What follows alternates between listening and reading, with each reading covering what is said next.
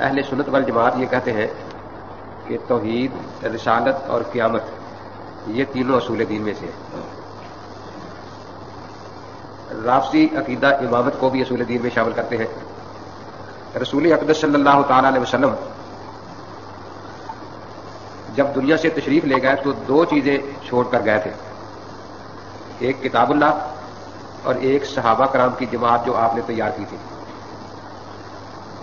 اہل سنت والجماعت کا اعتقاد یہی ہے کہ کتاب اللہ بھی آج تک محفوظ ہے، اس میں ایک نقطے اور زبر زیر کا فرق نہیں ہوا، اور یہ ایسا عقیدہ ہے کہ مسلمان تو مسلمان، کافر بھی مانتے ہیں کہ جو قدیم ترین نسخے بھی مل رہے ہیں قرآن پاک کے، ان میں اور موجودہ قرآن پاک میں ایک زبر زیر کا فرق نہیں ہے، کیونکہ اللہ تبارک و تعالیٰ نے اس کتاب کی حفاظت کا وعدہ لیا تھا۔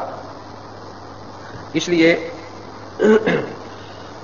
بائبل کی حفاظت کا وعدہ اللہ نے نہیں لیا، تو خود وہ مانتے ہیں کہ اس میں 18,000 غلطیاں ہو چکی ہیں بائبل میں۔ مارٹن کلارک لکھتا ہے کہ 18,000 صحو کاتب یا غلطیاں اس میں ہو چکی ہیں۔ ہم ان باتوں کو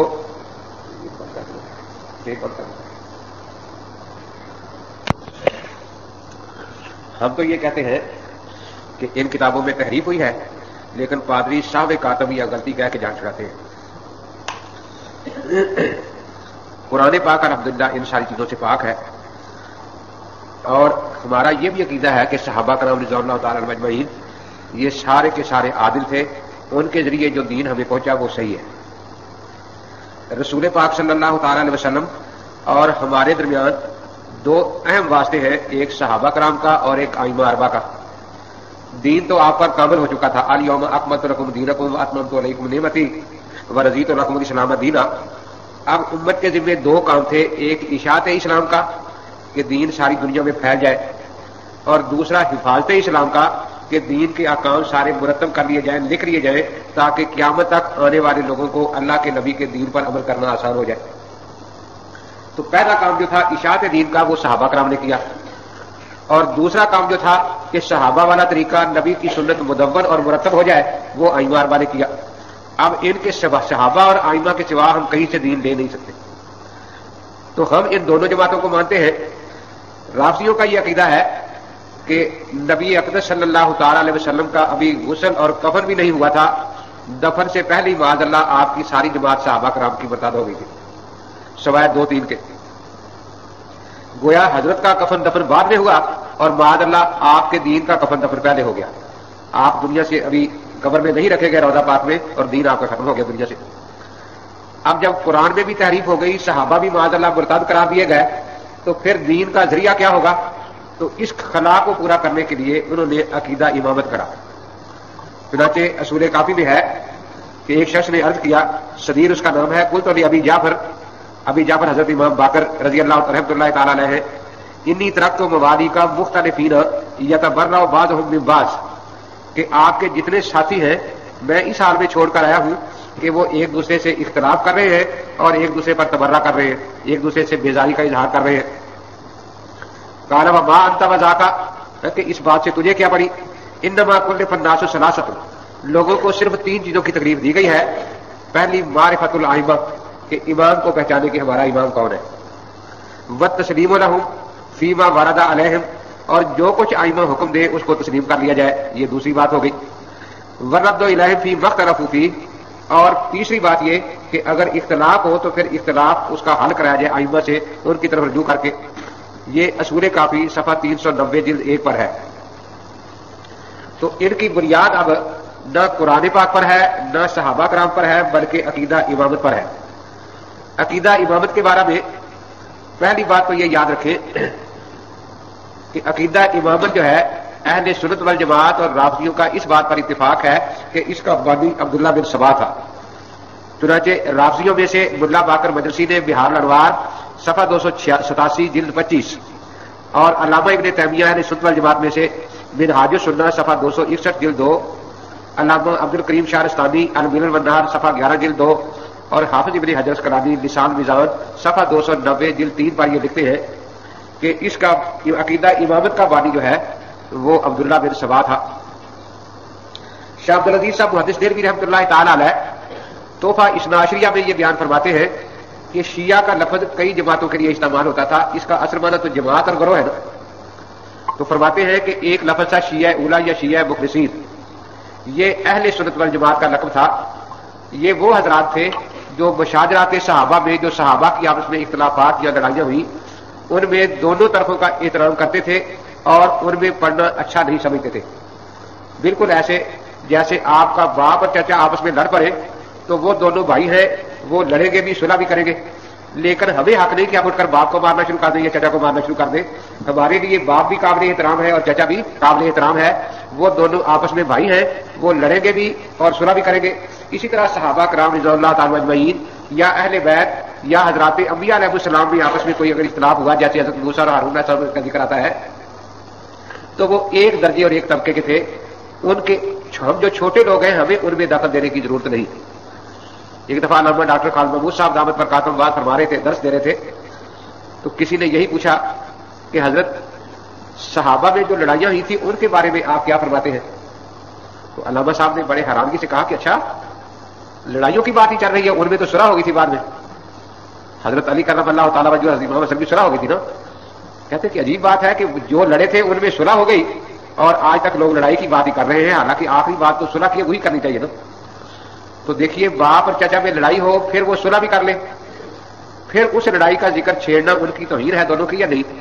اور جب انہوں نے صلح کر لی تو ہمیں اس میں بات کرنے کی کیا ضرورت ہے؟ تو اس لیے اہل سنت والجماعت وہ لوگ ہیں جن کو شیعہ اولا یا شیعہ مخلصین بھی کہتے ہیں، کہ جو صحابہ کرام رضوان اللہ تعالیٰ اجمعین اور اہل بیت اعظام دونوں کی عزت اور تکریم کرتے ہیں. ان میں اگر آپس میں کچھ اختلافات ہوئے تو وہ اسی درجے کے ہیں، آپس میں بھائی بھائی ہیں، ہمیں ان میں دخل دینے کی ضرورت نہیں. چنانچہ ایک دفعہ میں نے تقریر میں کہہ دیا کہ ایک وطر پڑھنے والے کو ایک صحابی نے گدھا کہا ہے. تو 2-3 غیر مقلد مولوی بیٹھے تھے، وہ کھڑے ہو گئے کہ جی ہم ایک صحابی بتاتے ہیں جس نے ایک وطر پڑھا تھا، آپ گدھا کہیں گے؟ میں نے کہا نہیں. کیوں نہیں؟ میں نے کہا وہ تو ایک درجہ آپس میں کہہ لیا تھا نا، تو مجھے کیا ہے ضرورت کہنے کی؟ ہاں آپ پڑھے ایک وطر میں 10 دفعہ کہوں گا گدھا ہے گدھا ہے گدھا ہے، کیونکہ ہم تو ایک درجے کے ہیں نا، برابر کے ہیں، انہیں ہمیں کچھ کہنے کی ضرورت نہیں، وہ آپس میں نمٹ گئے تھے. تو اس لیے صحابہ کرام رضوان اللہ تعالیٰ اجمعین ان کے جو اختلافات ہیں ان میں ہمیں فیصل بننے کی ضرورت نہیں ہے. عبداللہ بن سبا جب پھر آگے بڑھا تو اس نے درجہ بدرجہ کام شروع کیا. پہلا عقیدہ یہ گھڑا کہ حضرت اہل بیت اور حضرت علی کرم اللہ تعالیٰ وجہ تمام صحابہ کرام سے افضل ہے. لیکن چونکہ یہ ایک نئی بات تھی، خیال تھا کہ لوگ یہ سنتے ہی بدک جائیں گے، کچھ ناراض ہو جائیں گے، اس لیے ساتھ یہ بات جوڑی کہ اس میں کوئی صحابہ کی مخالفت نہیں ہے. ہم کہتے یہ ہے کہ حضرت علی کرم اللہ تعالیٰ وجہ کا شان سارے صحابہ سے زیادہ ہے، ابو بکر سے بھی، عمر سے بھی، اور خلافت انہی کا حق تھا کہ آپ حضرت کے بعد خلیفہ بنتے. لیکن جب حضرت علی کرم اللہ تعالیٰ وجہ نے خود حضرت ابو بکر صدیق کے ہاتھ پر بیعت کر لی، حضرت عمر کے ہاتھ پر بیعت کر لی، حضرت عثمان کے ہاتھ پر بیعت کر لی، تو گویا انہوں نے اپنا حق خود چھوڑ دیا. تو جب حق چھوڑنے والے نے حق چھوڑ دیا تو ہمیں کسی کو برا بھلا کہنے کی ضرورت نہیں. تو یہ پہلا قدم تھا کہ ان کی افضلیت کا عقیدہ تو بیان کر دیا، لیکن اس سے یہ جو وحشت پیدا ہو رہی تھی کہ بھئی صحابہ کو برا بھلا کہا جا رہا ہے، اس کا یہ حل اس نے نکالا کہ نہیں، یہ لوگ کہتے تھے کہ حضرت علی کرم اللہ تعالیٰ وجود جو صاحب حق تھے، انہوں نے جب خود حق سے دستبردار ہو گئے تو ہمیں کیا ضرورت ہے صحابہ کو برا بھلا کہنے کی یا ان میں لڑائی کرنے کی. تو یہ اس کا پہلا قدم تھا. حالانکہ حضرت علی کرم اللہ تعالیٰ وجہ کو جب یہ پتا چلا کہ کچھ لوگ میرے بارے میں یہ کہتے ہیں کہ حضرت علی کرم اللہ تعالیٰ وجہ کا مقام حضرت ابو بکر صدیق رضی اللہ تعالیٰ عنہ اور حضرت عمر فاروق رضی اللہ تعالیٰ سے زیادہ ہے، تو انہوں نے فرمایا کہ اگر ایسا آدمی مجھے مل گیا تو اس پر مفتری کی حد 80 کوڑے جاری کی جائے گی، کیونکہ وہ شخص افتراء کر رہا ہے. شیخین کا مقام بہت بلند ہے. ان کے صاحبزادہ امام محمد بن حنفیہ نے ایک دن ان سے پوچھا کہ حضرت اس امت میں سب سے افضل کون ہے؟ تو فرمایا کہ حضرت ابو بکر صدیق رضی اللہ تعالیٰ عنہ. پھر پوچھا کہ ان کے بعد؟ تو حضرت علی کرم اللہ تعالیٰ عنہ نے فرمایا کہ حضرت عمر فاروق رضی اللہ تعالیٰ عنہ. تو امام محمد بن حنفیہ فرماتے ہیں کہ پھر میرا خیال تھا کہ اب میں پوچھوں گا تو پھر یہ اپنا نام لیں گے. پھر میں نے پوچھا کہ حضرت عمر کے بعد؟ تو فرمایا حضرت عثمان رضی اللہ تعالیٰ عنہ. تو میں نے پوچھا کہ آپ؟ فرمایا میں تو ایک آدمی ہوں صحابہ میں سے. تو حضرت علی کرم اللہ تعالیٰ وجہ کا خود یہ عقیدہ نہیں تھا جو عبداللہ بن سبا نے ان کی طرف مرسوخ کیا.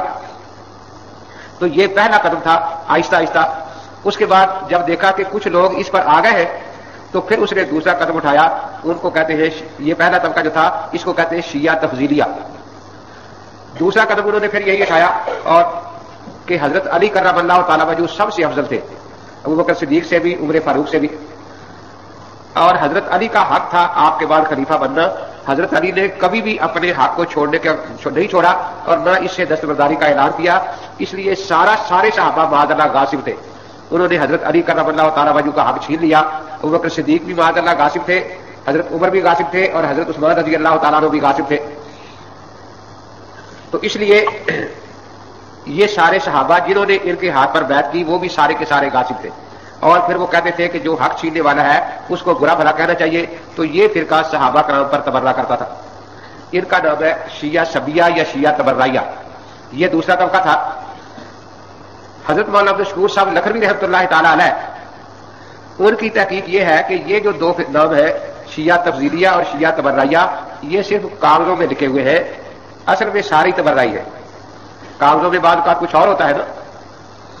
وہ کہتے ہیں ہٹلر جب فوت ہو گیا نا تو اخبار میں لطیفہ چھپا تھا. اللہ تعالیٰ نے اس سے پوچھا کہ تو نے دنیا میں کیا کام کیا؟ کہ یا اللہ میں نے غریبوں کو مکان الاٹ کیے, میں نے ان کو زمینیں دی, میں نے یہ کیا وہ کیا. اللہ تعالیٰ نے فرشتوں کو بھیجا کہ دیکھ کر آؤ کہاں کہاں انہوں نے مکان دیے ہیں الاٹ کر کے. تو فرشتوں نے آ کر کہا کہ کوئی ایک مکان بھی نہیں بنایا غریبوں کے لیے, نہ کچھ الاٹ کر کے دیا ہے. اللہ تعالیٰ نے پوچھا کیوں بھائی تو جھوٹ بولتا ہے؟ فرشتے کہتے کچھ بھی نہیں. کہ جی زمین پر نہ دیکھیں, اخبارات دیکھیں کہ کتنے اعلانات ہوئے, یہ ہو گیا وہ ہو گیا. تو اس دور کے اخبارات میں آپ اعلان پڑھ سکتے ہیں. تو اسی طرح مولانا عبدالشکور صاحب لکھنوی رحمۃ اللہ علیہ فرماتے ہیں کہ یہ جو تقسیم ہے تفضیلی اور تبرائی کی, یہ کاغذات میں ہے. اصل میں وہ تقیہ باز لوگ ہیں. اس لیے جب دیکھتے ہیں کہ لوگ ذرا مخالفت کر رہے ہیں پھر ڈھیلے ہو جاتے ہیں, اپنے آپ کو تفضیلی کرنا شروع کر دیتے ہیں, اور جب موقع ملتا ہے تو پھر وہی تبرہ بازی شروع کر دیتے ہیں. دیکھیے نا آج ان کے بارے میں کتنا کچھ کام ہو رہا ہے, لیکن آج بھی لوگوں کو انہوں نے کتنا دھوکہ دے رکھا ہے. آپ ان کے پاس جائیں, وہ اپنے بیانات روز دیتے ہیں کہ ہم تمام صحابہ کرام کو مسلمان سمجھتے ہیں. جو یہ کہتا ہے کہ ہم صحابہ کو مسلمان نہیں سمجھتے وہ پرلے درجے کا جھوٹا ہے. ہم صحابہ کرام کی تعریف کرتے ہیں, بلکہ بعض اوقات تو صدیق اکبر رضی اللہ تعالیٰ کی تعریف, فاروق اعظم کی اتنی تعریفیں کرتے ہیں کہ شاید سنی بھی گھبرا جائے کہ اتنی تو ہم بھی نہیں کرتے. لیکن یہ سارا دھوکہ اور فراڈ ہے. وہ صحابہ کو مسلم تو کہتے ہیں, مومن نہیں کہتے. آپ انہیں کہیں کہ صحابہ کرام کو مومن لکھتے, وہ کبھی لکھنے کو تیار نہیں ہوں گے. حکومت کو کہتے ہیں کہ اتحاد بین المسلمین جماعت بناؤ, ہم بھی شامل ہوں گے. ہم کہتے ہیں کہ نہیں, جماعت کا نام ہوگا اتحاد بین المومنین, اس کے لیے وہ تیار نہیں ہوتے, کیونکہ وہ سنیوں کو مسلمان تو کہتے ہیں, مومن نہیں کہتے. ان کے ہاں مسلمان منافق اور کافر کو بھی کہا جا سکتا ہے. قرآن پاک سورہ توبہ میں آتا ہے نا کہ تم یہ کہو کہ ہم مسلمان ہیں لیکن ایمان تمہارے دلوں میں داخل نہیں ہوا. تو اس لیے جب وہ صدیق اکبر رضی اللہ تعالیٰ عنہ کی تعریفیں کرتے ہیں ہمارے لوگ خوش ہو جاتے ہیں. بعض پروفیسر وکیل کہتے ہیں کہ بڑے اچھے لوگ ہیں, آپ ان پر الزامات لگاتے ہیں, لیکن وہ یہ نہیں جانتے کہ وہ صدیق اکبر حضرت علی کرم اللہ تعالیٰ وجہ کو کہتے ہیں, وہ فاروق اعظم حضرت علی کرم اللہ تعالیٰ وجہ کو کہتے ہیں. اسی طرح وہ صحابہ کی تعریف بھی کرتے ہیں, لیکن وہ صحابہ صرف 3-4 کو کہتے ہیں, حضرت مقداد رضی اللہ تعالیٰ عنہ, حضرت سلمان رضی اللہ تعالیٰ عنہ, حضرت عمار رضی اللہ تعالیٰ عنہ اور حضرت ابو ذر رضی اللہ تعالیٰ عنہ. صرف ان 4 صحابہ کو وہ صحابہ مانتے ہیں. اب انہیں کہا جائے کہ آپ ابو بکر کے ساتھ صدیق اکبر لکھ کر پھر کہیں کہ ہم اس کو مانتے ہیں, تو کبھی بھی نہیں مانتے, تیار ہی نہیں ہوتے. حضرت عمر کے ساتھ فاروق اعظم کا لفظ لکھو, تو وہ جو 8 گھنٹہ فاروق اعظم کی تعریف بیان کرتا رہا تھا نا, وہ کبھی حضرت عمر کا نام لکھنے کو ساتھ تیار نہیں ہے. صحابہ کو ہم مانتے ہیں, جو صحابہ کا صحابہ کو نہ مانے وہ بے ایمان ہے. لیکن صحابہ سے مراد وہی آپ اشرف اشرف کا نام لکھ کر کہیں کہ یہاں لکھ دو کہ ان صحابہ کو ہم تعریف, تو کچھ آپ مومن ہی لکھ دو تو مومن بھی لکھنے کے لیے تیار نہیں ہے. تو ان کی یہ خاص اصطلاحات ہوتی ہے, اسی تقیے کے انداز میں وہ اپنے عقائد کو چھپاتے ہیں اور لوگوں کو دھوکہ دیتے رہتے ہیں. تو اسی طرح مولانا عبدالشکور صاحب لکھنوی رحمۃ اللہ علیہ یہی فرماتے ہیں کہ تفضیلی اور تبرائی کی تقسیم کاغذات میں ہے, اصل ان میں نہیں ہے. وہی تبرائی جب کہیں پھنس جاتے ہیں تو تفضیلی بن بیٹھتے ہیں, اور جب ان کی اپنے کھلی لگام ہو جاتی ہے تو وہ سارے کے سارے تبرائی ہوتے ہیں. ایک بھی تفضیلی ہمیں نہیں ملتا جب ان سے بات چیت ہوتی ہے. تو بہرحال شاہ عبد العزیز صاحب رحمۃ اللہ نے یہ تفصیل لکھی ہے کہ پہلا قدم تھا تفضیلی کا اور دوسرا قدم تھا تبرائی کا. یہ بالکل ایسا ہی ہے جیسے قادیانی مرزائی اور قادیانی لاہوری اور مرزائی قادیانی جو ہے آپس میں ان کا اختلاف سمجھا جاتا ہے, لیکن حقیقت میں کچھ بھی نہیں. کہتے جی وہ مرزے کو نبی مانتے ہیں, ہم نبی نہیں مانتے. ہم کہتے ہیں مسیح مانتے ہو کہ نہیں؟ نہیں مانتے ہیں. تو مسیح تو نبی تھے, اور جب مسیح علیہ السلام آئیں گے تو مسلم شریف میں وہ لمبی جو حدیث ہے طبیب داری والی, اس میں 4 جگہ نبی اللہ کا لفظ ہے کہ نبی اللہ عیسیٰ علیہ السلام پر وحی آئے گی. تو اب دیکھیے نا, انہوں نے دیکھا کہ نبی کا لفظ کہنے سے مسلمانوں میں جوش پیدا ہوتا ہے, ختم نبوت پر مناظرے شروع ہو جاتے ہیں, بحثیں شروع ہو جاتی ہے. تو وہ مانتے وہی کچھ ہے. جب مسیح علیہ السلام مانتے ہیں تو مسیح علیہ السلام تو نبی ہے نا, لیکن عوام میں دھوکہ دیتے ہیں کہ جی ہم نبی نہیں مانتے. بس جیسے مولانا الیاس صاحب رحمۃ اللہ تعالیٰ علیہ نے ایک تبلیغی جماعت بنائی تھی, اسی طرح مرزا غلام احمد قادیانی نے ایک تبلیغی جماعت بنائی ہے. ضرورت کیا تھی جب مولانا الیاس صاحب نے بنا دی، فرمایا کہ ضرورت یہ تھی کہ مولانا الیاس صاحب نے تبلیغی جماعت بنائی تھی کہ مسلمانوں میں کام کرے، جو نماز نہیں پڑھتا اس کو نماز پر لگائے، اور دین میں جو سست ہے ان کو دین پر چلنے کی ترغیب دے. اور مرزا غلام احمد قادیانی نے غیر مسلموں میں تبلیغ کے لیے جماعت بنائی تھی، عیسائیوں سے مناظرے کرے، ہندوؤں سے مناظرے کرے، سکھوں سے مناظرے کرے. تو ہمارا ان کے ساتھ کوئی ٹکراؤ نہیں ہے. اب دوسرے ملکوں میں عوام کو یہی دھوکہ دے کر اپنے آپ کو مسلمان کہتے رہتے ہیں کہ مسلمان ہیں، اسلام کی تبلیغ کرتے ہیں. اور تیسرا طبقہ جو پھر اس نے پیدا کیا کہ جو دیکھا کہ اب یہ دوسرے طبقے والے بھی ہو گئے ہیں اور صحابہ پر تبرہ شروع کر دیا ہے، تو تیسرا طبقہ تھا شیعہ غالیوں کا. غالی شیعہ اس کو کہتے ہیں کہ وہ حضرت علی کرم اللہ تعالیٰ عنہ کے بارے میں یہ کہتے تھے کہ سیدنا علی کرم اللہ تعالیٰ عنہ کے ہاتھوں پر کچھ ایسے کام ظاہر ہوئے ہیں جو انسانی طاقت سے باہر ہے، اس لیے سیدنا علی کرم اللہ تعالیٰ عنہ انسان نہیں بلکہ خدا ہے. حضرت علی کرم اللہ تعالیٰ عنہ کو جب پتہ چلا کہ ایسے لوگ ہیں تو کچھ لوگ پکڑے گئے، تو انہوں نے حکم دیا کہ ان کو زندہ آگ میں جلا دیا جائے. تو جب ان کو آگ میں ڈالا گیا تو وہ جل رہے تھے اور ساتھ پکار رہے تھے کہ اب ہمیں یقین ہو گیا کہ واقعی آپ خدا ہے، کیونکہ لا یعذب بالنار الا رب النار، آگ کا عذاب خدا کے سوا اور کوئی نہیں دے سکتا. اس لیے چونکہ آپ ہمیں آگ کا عذاب دے رہے ہیں تو ہمیں یقین ہو گیا کہ واقعی آپ ہمارے خدا ہیں.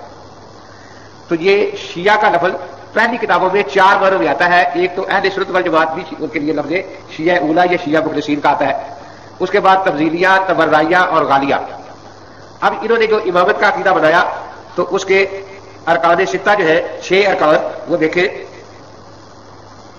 امام باقر امام جعفر کون تھے، اہل سنت والجماعت میں داخل ہے یا نہیں، ان کی تقریر ضروری ہے یا نہیں. یہ 12 قائمہ کرام تھے. جیسے حضرت علی کرم اللہ تعالیٰ عنہ کو شیعہ کہتے ہیں، لیکن ہم نہیں مانتے، ہم کہتے ہیں وہ اہل سنت والجماعت ہے، ان کی تقریر کرتے ہیں نا.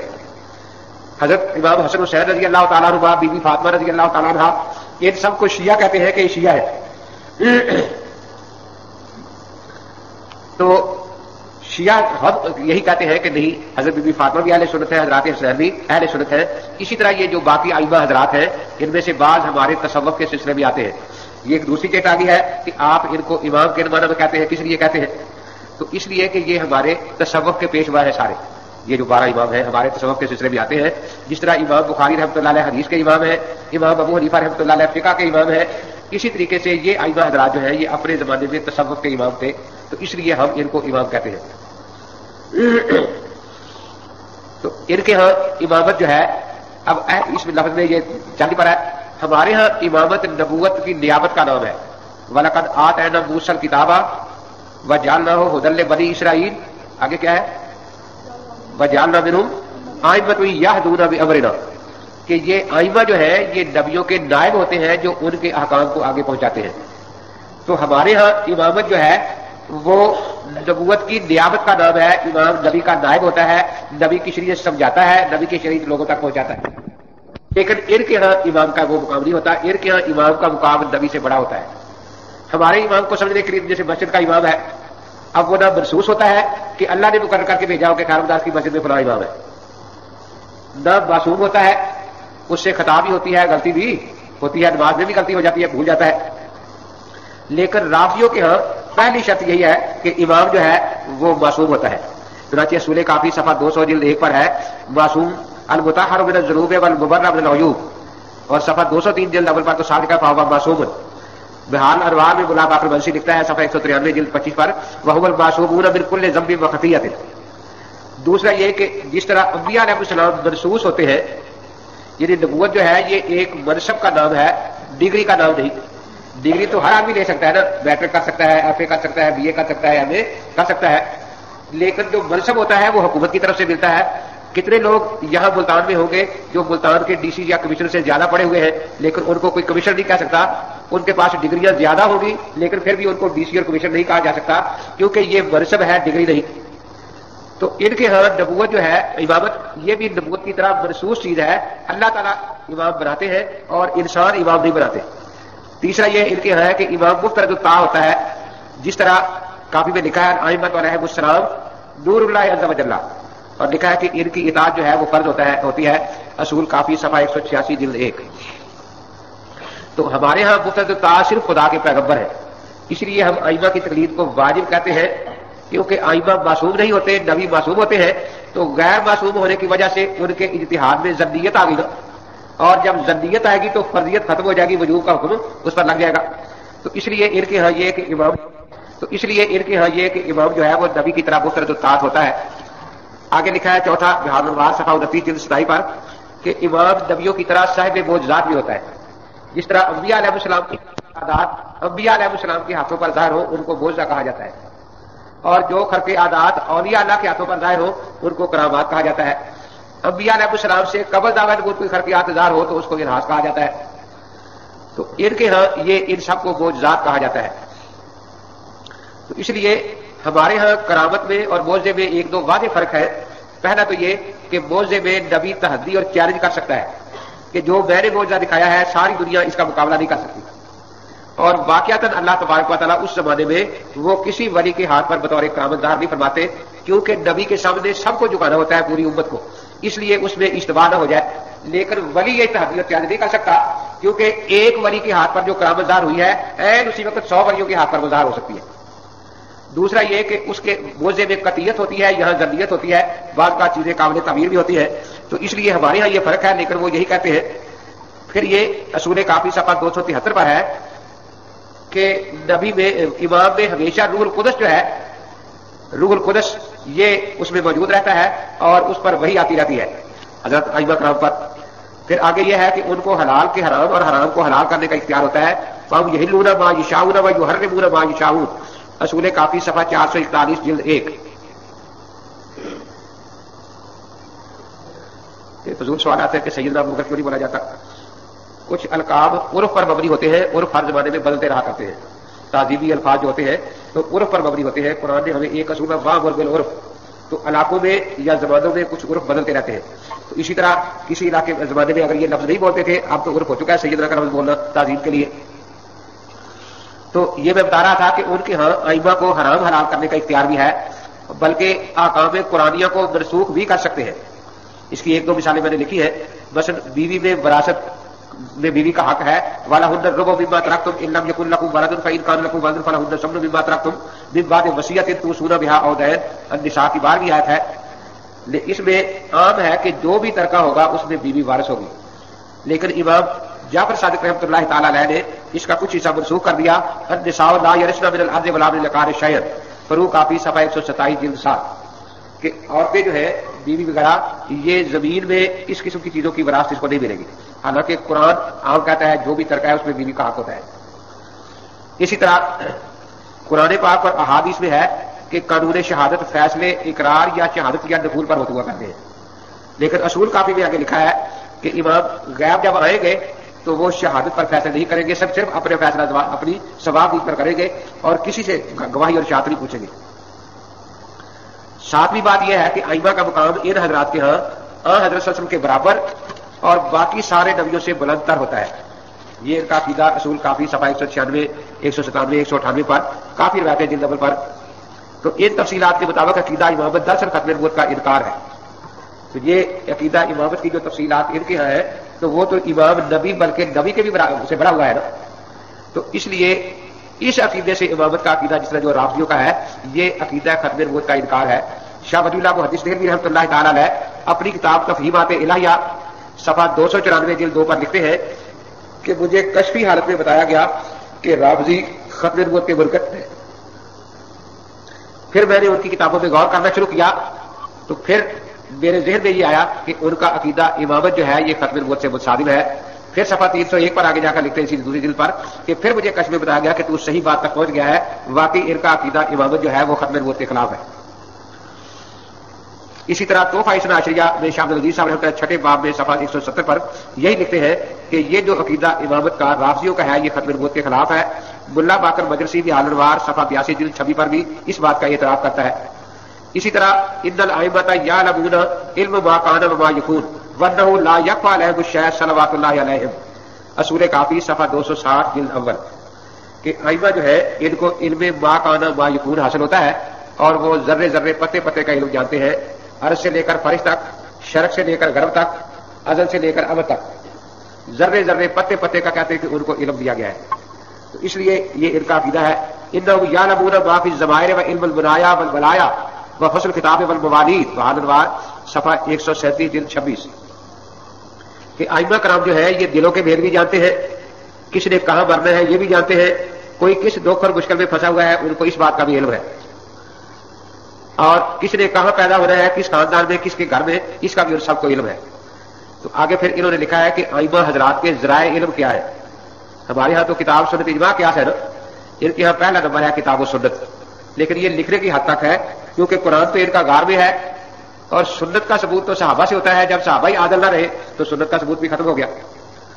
اس کے بعد آگے لکھا ہے کتب صاحب کا کہ ہر امام تورات، زبور، انجیل اور باقی نبیوں کے صحیفوں کا عالم اور حافظ ہوتا ہے، تو اس لیے بہت سے مشاعر وہ ان کتابوں سے لے لیتے ہیں۔ روح القدس 24 گھنٹے ان کے ساتھ رہتا ہے، اور روح العظم جو روح القدس سے بھی ایک اعلیٰ چیز ہے وہ بھی ان کے ساتھ ہوتی ہے۔ الصحیفۃ الجامعہ، ہر امام کو جب وہ امام بنتا ہے ایک صحیفہ دیا جاتا ہے جس میں اس زمانے کے احکام ہوتے ہیں۔ علم جفر، یہ جو لکیریں وغیرہ لگاتے ہیں، صاحب لگاتے ہیں، تو ائمہ اس کے بھی امام ہوتے ہیں۔ مصحف فاطمہ ان کے پاس ہوتا ہے جو ہمارے قرآن پاک سے 3 گنا بڑا ہے، اور ایک علم کے نور کا ستون ان کے سامنے رہتا ہے، وہ جب چاہے اس سے دیکھ کر علم حاصل کرے۔ فرشتوں سے ملاقات اور القاء ان کو ہوتا رہتا ہے، اور ہر ہفتے میں ایک دفعہ امام کو معراج ہوتی ہے۔ پھر جب بھی سال کے بعد شب قدر آتی ہے تو اگلے سال کے احکام کی لکھی لکھائی کتاب ان کو بھیج جاتی ہے کہ اگلے سال یہ کچھ ہونا ہے اور یہ احکام ہوں گے۔ اسی طرح 12واں طریقہ علم نجوم کا ہے۔ تو یہ امامت میں ائمہ کے علم کے ذرائع میں نے عرض کر دی ہے۔ پھر وہی بات ہے کہ امامت نیابت نبوت نہیں بلکہ مجلسی کہتا ہے امامت بالا تر از رتبہ پیغمبری است، کہ امامت کا رتبہ پیغمبری اور نبوت سے بالا تر ہے۔ ایک دفعہ میں نے یہ ایک حوالہ پیش کیا، یہ تو ایک رافضی مجھے کہنے لگا کہ آپ کے ہاں بھی تو ابن عربی نے لکھا ہے نا کہ ولایت کا مقام نبوت سے بلند ہے، ولایت کا مقام نبوت سے بلند ہے، تو آپ اس کو تو کافر نہیں کہتے، ہمیں کیوں کہتے ہیں؟ میں نے کہا اس نے جو کچھ لکھا ہے وہ ٹھیک لکھا ہے، وہ ولی کی ولایت اور نبی کی نبوت کا مقابلہ نہیں ہے۔ وہ کہتے ہیں کہ نبی میں 2 حیثیتیں ہوتی ہیں، ایک ولایت کی اور ایک نبوت کی۔ ولایت کی حیثیت یہ ہے جب وہ اللہ تبارک و تعالیٰ سے علم لے رہے ہیں، اللہ تعالیٰ کے مشاہدات میں کی طرف متوجہ ہے۔ تو ایک ہوتا ہے وہ موقع جب خدا کا نبی خدا کی طرف متوجہ ہو، اور نبوت اور تبلیغ کا موقع وہ ہوتا ہے جب نبی عوام کی طرف متوجہ ہو، مخلوق کی طرف۔ تو اس میں ابن عربی فرماتے ہیں کہ جب وہ خالق کی طرف متوجہ ہے تو یہ مقام اس کا بلند ہے بنسبت اس مقام کے کہ جو مخلوق کی طرف متوجہ ہوتا ہے۔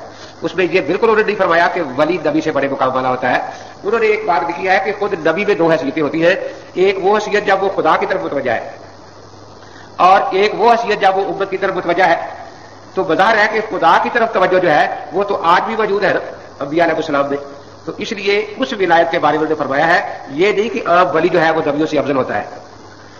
آگے لکھتے ہیں خمینی لکھتا ہے ان من ضروریات مذہبنا ان لائمتنا مقاما لا یبلغہ ملک مقرب ولا نبی مرسل الحکومت الاسلامیہ صفحہ 52 کہ ہمارے مذہب کی ضروریات میں سے ہے، رافضیوں کے ضروریات دین میں سے ہے کہ اللہ تعالیٰ نے ائمہ کو وہ مقام دیا ہے جہاں نہ کوئی مقرب فرشتہ پہنچ سکتا ہے اور نہ کوئی نبی اور رسول پہنچ سکتا ہے۔ تو اس لیے ان کا جو عقیدہ امامت ہے وہ نبوت سے بڑھ کر ہے۔ علمی برتری اماموں کا علم نبیوں سے زیادہ ہوتا ہے، چنانچہ امام جعفر رحمۃ اللہ علیہ کی طرف یہ منسوخ کیا انہوں نے ان اللہ خلق اولو العزم من الرسل، کہ بے شک اللہ تبارک و تعالی نے اولو العزم رسولوں کو پیدا کیا، وفضلہم بالعلم، اور ان کو علم کی وجہ سے دوسرے نبیوں پر فضیلت عطا فرمائی، وورثنا علمہم، ہمیں ان کے علم کا وارث کیا، وفضلنا علیہم فی علمہم وعلم رسول اللہ صلی اللہ علیہ وسلم ما لم یعلموا، کہ پھر ان کے علم کے بعد رسول پاک کا علم بھی ہمیں دے دیا گیا جس علم کو وہ سارے نبی اولو العزم رسل نہیں جانتے تھے۔ آگے فرماتے ہیں وعلمنا علم الرسول وعلمہ، کہ ہمیں علم رسول بھی دیا گیا اور ان کے علوم بھی دیے گئے، اس لیے ہم علوم میں رسول پاک صلی اللہ تعالی علیہ وسلم کے علاوہ سب نبیوں سے بڑے ہوئے ہیں۔ پھر کہتے ہیں کہ حضور پاک نے حضرت یا علی ما بعث اللہ نبیا الا قد دعا الی ولایت قد طائعا او قارئا بحال انوار صفحہ 280 جلد 26 کہ رسول اقدس صلی اللہ علیہ وسلم نے فرمایا کہ اے علی جتنے بھی نبی ہوئے ہیں ان سب کو یہ حکم ہوا کہ حضرت علی رضی اللہ تعالیٰ عنہ کے خلیفہ ہونے کا اعلان کرنا، اور بعض نبیوں نے خوشی سے اعلان کیا، بعض کا دل نہیں چاہتا تھا، لیکن اللہ تعالیٰ نے ان سے مجبور یہ اعلان کروایا کہ حضرت علی کرم اللہ تعالیٰ جو ہے وہ وصی رسول اللہ اور خلیفہ بلا فضل ہوں گے۔ یہ الانبیاء کانوا یقتبسون من انوارنا ویقتفون علی آثارنا بحال انوار، ائمہ فرماتے ہیں کہ نبی ہمارے علم سے کوچہ چینی کرتے ہیں، یعنی ہم نبیوں کے محتاج نہیں، نبی ہمارے علم کے محتاج ہیں، اور ہم ان کے نقش قدم پر نہیں چلتے بلکہ وہ ہمارے نقش قدم پر چلتے ہیں۔ حضرت علی کرم اللہ تعالیٰ جو بتاتے ہیں کہ جب ہم قیامت کو میدان جنت میں جائیں گے تو کہتے ہیں ما یتقدمنی الا احمد، یعنی مجھ سے آگے صرف حضور پاک ہوگی اور کوئی نہیں ہوگا. وَإِنَّ جَمِيعَ الرُّسُلِ وَالْمَلَائِكَةُ وَالرُّوحُ خَلْفَنَا، سارے فرشتے بھی، تمام رسول بھی اور روح القدس جبریل وغیرہ یہ سارے ہمارے پیچھے ہوں گے. بحال الوار صفحہ 317 جلد 26. پھر لکھا ہے قیامت کے دن حضرت علی رضی اللہ تعالیٰ کی کرسی عرش کے دائیں جانب ہوگی اور سب نبیوں کی کرسیاں بائیں جانب ہوگی. جب اللہ تعالیٰ تخت عدالت بچھائیں گے تو تخت عدالت کے دائیں طرف حضرت علی کرم اللہ تعالیٰ کی کرسی ہوگی اور نبیوں کی کرسیاں بائیں جانب ہوگی. بحال الوار صفحہ 128 جلد 27. آگے یہ بھی لکھا ہے کہ حضرات انبیاء علیہ السلام کی دعائیں اماموں کے طفیل سے قبول ہوئی. جس نبی نے بھی دعا مانگی تو انہوں نے اماموں کا وسیلہ لیا کہ اماموں کے طفیل یا اللہ ہماری دعا قبول فرما، تو اللہ تبارک و تعالیٰ نے ان کے وسیلے سے ان کی دعائیں قبول فرما دی. حالانکہ وسیلہ کوئی فرض والی چیز نہیں ہے، زیادہ سے زیادہ اباحت کے درجے میں ہے، لیکن یہ کہتے حضرت آدم علیہ السلام کے بارے میں لکھا ہے کہ ان اماموں کا مرتبہ دکھایا گیا تو ان کو سب اماموں پر حسد ہوا کہ اللہ نے ان کو یہ مرتبہ دے دیا ہے، مجھے کیوں نہیں دیا؟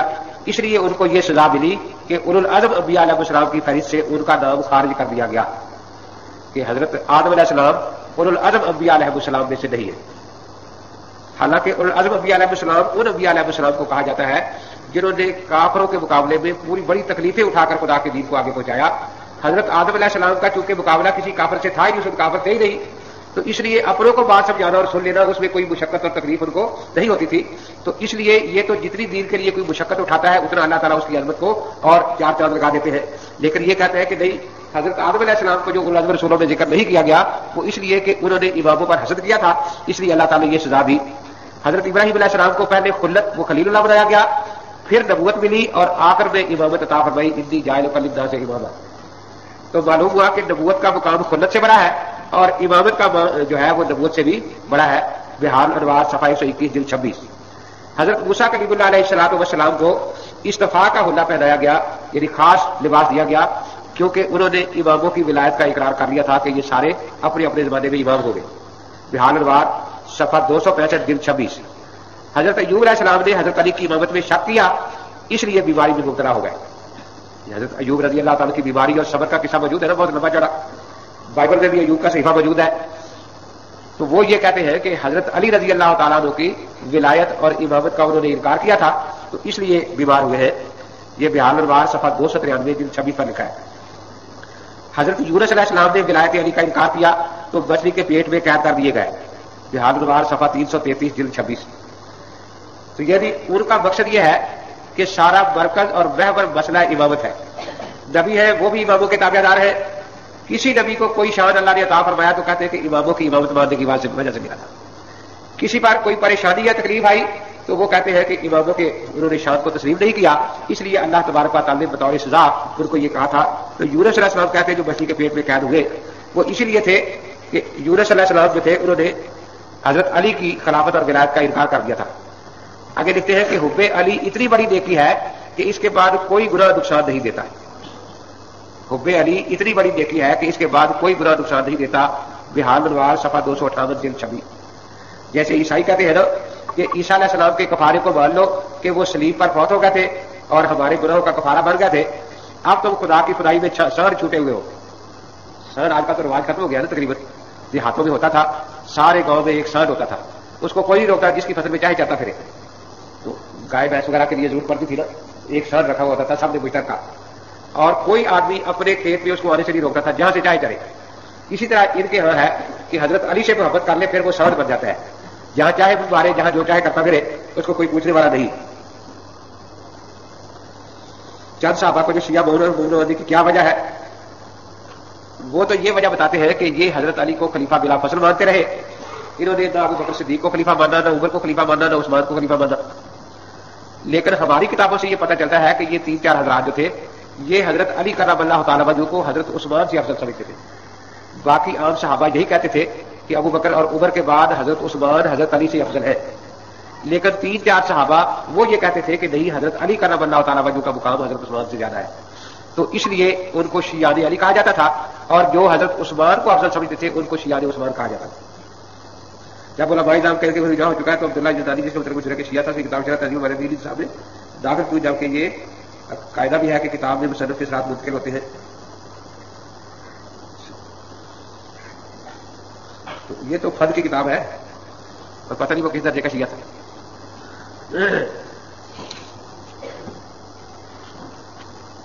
اسی طرح ان کا یہ عقیدہ ہے کہ ازواج مطہرات نبی اقدس کی بیویاں جو تھی ان کو طلاق دینے کا اختیار حضور پاک کے پاس نہیں تھا, حضرت علی کرم اللہ تعالیٰ وجہ کے پاس تھا کہ جب چاہے جس بیوی کو طلاق دے دے. بحال انوار صفحہ 66 جلد 26. اور ان کا یہ بھی ہے کہ کربلا کی تخلیق جو ہے یہ کعبہ شریف سے پہلے ہوئی ہے. ہم تو یہی کہتے ہیں نا, کعب کہتے ہیں نا اٹھان کو, اس لیے کعبہ کہتے ہیں اونچی جگہ. تو پہلے سارا کا سارا یہ پانی تھا.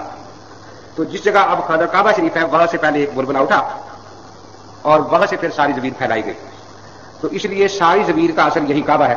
تو اس کو کعبہ اس لیے کہا جاتا ہے کہ اٹھان جو اس بلبلے کی تھی جس سے پھر زمین کو پھیلایا گیا وہ اسی جگہ سے اٹھی تھی. بیت المقدس کو کعبہ نہیں کہا جاتا, صرف قبلہ کہا جاتا ہے. قبلہ وہ ہے جس کی طرف نماز میں وہ کیا جائے. یہ قبلہ بھی ہے اور کعبہ بھی ہے, کیونکہ ساری بنیاد جو زمین کی اٹھی ہے وہ یہی سے اٹھی ہے. تو ساری دنیا تو یہی باتیں آ رہی ہے کہ کعبہ سب سے پہلے ہے جس کی تعمیر ہوئی ہے. اور بعض روایات میں آتا ہے کہ سب سے پہلے یہی مکان بنایا گیا تھا اور سب سے پہلے اسی کو اٹھایا جائے گا قیامت کے قریب, کعبے کو اٹھا لیا جائے گا. حضرت مولانا نانوتوی رحمۃ اللہ تعالی علیہ فرماتے ہیں کہ جب کسی جگہ کوئی بادشاہ اپنے ساتھیوں کے ساتھ ٹھہرتا ہے تو پہلے بادشاہ کا خیمہ لگایا جاتا ہے, بعد میں دوسرے لوگوں کے خیمے لگائے جاتے ہیں. اور جب چلنے کا ارادہ ہوتا ہے تو پہلے بادشاہ کا خیمہ اٹھایا جاتا ہے, بعد میں باقی بھی اپنے خیمے اٹھا کے پیچھے چل دیتے ہیں.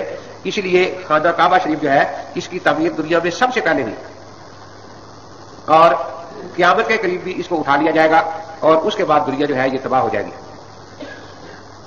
حضرت مولانا نانوتوی رحمۃ اللہ علیہ نے ایک مشکل کتاب اس پر لکھی ہے قبلہ نما. وہ فرماتے ہیں کہ جہاں بیت اللہ شریف ہے یہاں اللہ تعالیٰ کی صفت محبت کی تجلی ہے, اور جہاں بیت المقدس ہے وہاں اللہ تبارک و تعالیٰ کی صفت عدل کی تجلی ہے, عدالت کی. اس لیے بیت المقدس جو ہے یہ اللہ تعالیٰ کا دیوان عام ہے, کھلی کچہری جہاں لگے. لیکن بیت اللہ شریف جو ہے یہ دیوان خاص ہے. دیوان خاص میں ہر آدمی کو آنے کی اجازت نہیں ہوتی. اس لیے بیت المقدس میں جو انبیاء علیہ السلام ہوئے ان کو اللہ نے حکومت سے بھی نوازا. داؤد علیہ السلام بادشاہ بھی تھے, نبی بھی تھے. حضرت سلیمان علیہ السلام بادشاہ بھی تھے, نبی بھی تھے. حضرت یوشع بن نون بادشاہ بھی تھے, نبی بھی تھے. حضرت حزقیہ بادشاہ بھی تھے, نبی بھی تھے. حضرت ملاکیہ بادشاہ بھی تھے, نبی بھی تھے.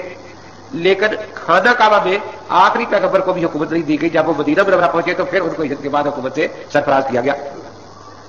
تو اس لیے فرمایا کہ یہاں اللہ تعالیٰ کی صفت محبت کی تجلی ہے اور وہاں بیت المقدس پر صفت عدالت کی تجلی ہے. اس لیے احادیث میں آتا ہے کہ قیامت کے دن تخت عدالت بھی وہی بچے گا جہاں آج کل بیت المقدس ہے, اور حساب کتاب وغیرہ وہی ہوگا جہاں اس وقت بیت المقدس ہے. تو یہ انہوں نے اس کے جواب میں لکھی تھی کہ ہندوؤں نے کہا تھا اگر ہم بت پوجتے ہیں پتھر کے بنے ہوئے تو تم بھی خانہ کعبے کو سجدہ کرتے جو پتھروں کا بنا ہوا ہے. اس پر حضرت نے فرمایا تھا کہ یہ بات غلط ہے. بت جس کو آپ پوجتے ہیں اگر وہاں سے اٹھا لیا جائے تو آپ اس کو سجدہ نہیں کرتے, لیکن اگر خانہ کعبہ کی تعمیر بنیاد تک اٹھا لی جائے دوسری تعمیر کے لیے تو پھر بھی سجدہ اسی طرف کرتے رہتے ہیں. تو معلوم ہوا کہ ہمارا مقصود بت نہیں بلکہ وہ تجلی ہے جو اللہ تبارک و تعالیٰ کی بات ہے. تو یہ گویا جو عمارت ہے یہ وہ اس تجلی کی کرسی ہے, اور جب بھی کوئی سلام کرتا ہے تو کرسی والے کو کرتا ہے, کرسی کو سلام نہیں ہوتا. چنانچہ کرسی والا وہاں سے اٹھ کر چلا جائے پھر کرسی کو سلام کرنے وہ نہیں آتا, جہاں وہ جائے گا وہی سلام ہوگا نا. لیکن آپ کا بت یہاں سے اٹھا کر پیچھے رکھ دیا جائے تو آپ کبھی ادھر سجدہ نہیں کرتے, ادھر ہی کرتے جب بت چلا گیا. اس طرح جو ہوائی جہاز پر جا رہا ہے اس کے سامنے کعبہ نہیں ہے, صرف وہ تجلی تو ہے نا جو عرش سے یہاں تک آ رہی ہے, اس لیے اسی طرح نماز پڑھ لیتے ہیں. تو اس سلسلے میں انہوں نے یہ کتاب لکھی ہے, اس کا نام قبلہ نما ہے. ورضیت الاکبر سلام دینا میں شیعہ کو کیا اعتراض ہے؟ شیعہ کو اس میں کیا اعتراض ہو رہا ہے؟ وہ یہ تو انہوں نے ایک اصطلاح بنائی ہے کہ اسلام اور چیز ہے, ایمان اور چیز ہے, اپنے تقیہ کو باقی رکھنے کے لیے. اسی طرح یہاں تک تو میں نے عرض کیا کہ ان کا جو عقیدہ امامت ہے وہ انبیاء علیہ السلام سے بلند ہے, بلکہ امامت میں نبیوں سے بڑھ کر کچھ کبھی کبھی خدائی جھلکیاں بھی نظر آ جاتی ہیں, جیسے عالم ما کان ما یکون ہونا, یہ تو ہے. اسی طرح یہ لکھا ہے ہمارا عقیدہ قرآن میں ان الارض للہ یورثھا من یشاء من عبادہ, اور ان کے یہاں لکھا ہے اصول کافی صفحہ 409 جلد اول میں ان الارض کلھا للامام علیہ السلام, کہ ساری زمین کے مالک جو ہے وہ امام غیب علیہ السلام ہے جو چھپے بیٹھے بیٹھے رہے. حضرت ابراہیم علیہ السلام نے ربی الذی یحیی و یمیت, میرا رب وہ ہے جو زندہ کرتا ہے اور مارتا ہے. نمرود نے مقابلے میں کیا کہا تھا؟ انا احیی و امیت. تو انہوں نے کہا ہے کہ حضرت علی کرم اللہ تعالیٰ کو یہی دعویٰ تھا انا احیی وَأَنَا أُمِيتُ وَأَنَا حَيٌّ لَا أَمُوتُ، کہ میں زندہ کرتا ہوں، مارتا ہوں، اور مجھے ایسی زندگی ملی ہے کہ مجھ پر موت نہیں آئے گی۔ یہ بحان الواز صفحہ 347 جلد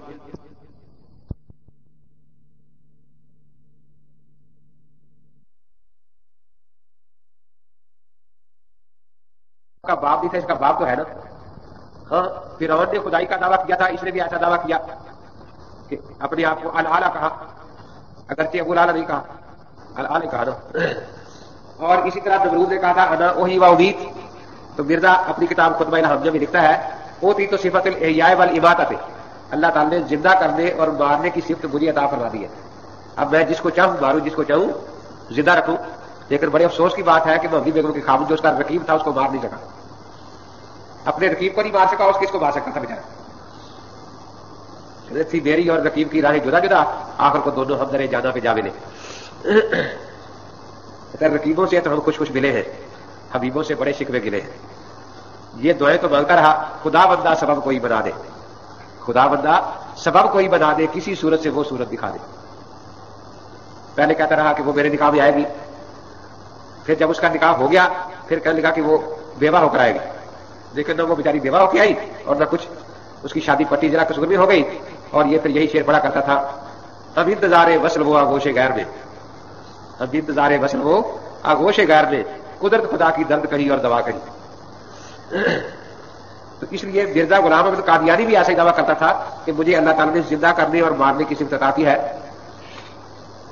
سچ اور جھوٹ چھپا نہیں کرتا۔ رسول اکرم صلی اللہ تعالی علیہ وسلم نے نبوت سے پہلے اپنی 2 صاحبزادیوں کی منگنی اپنے چچا ابو لہب کے بیٹوں سے کی تھی نا، عتبہ سے اور عتیبہ سے۔ تو جب آپ نے دعویٰ نبوت فرمایا تو ابو لہب کی بیوی حمالۃ الحطب جس کا ذکر آتا ہے قرآن پاک میں، اس نے اپنے بیٹوں سے کہا کہ جاؤ جواب دے، اور ہم نے اس طریقہ نہیں لینا۔ تو جو بڑا تو کیا گیا، اس نے ادب سے بیٹھ کر عرض کیا کہ حضرت میری امی کہتی ہے کہ ہم نے رشتہ نہیں لینا، اور یہ کہہ کر چلا گیا۔ چھوٹا جو عتیبہ تھا اس نے گستاخانہ لہجہ اختیار کیا کہ تو لڑکی دے کر ہمارا دین خراب کرنا چاہتا ہے۔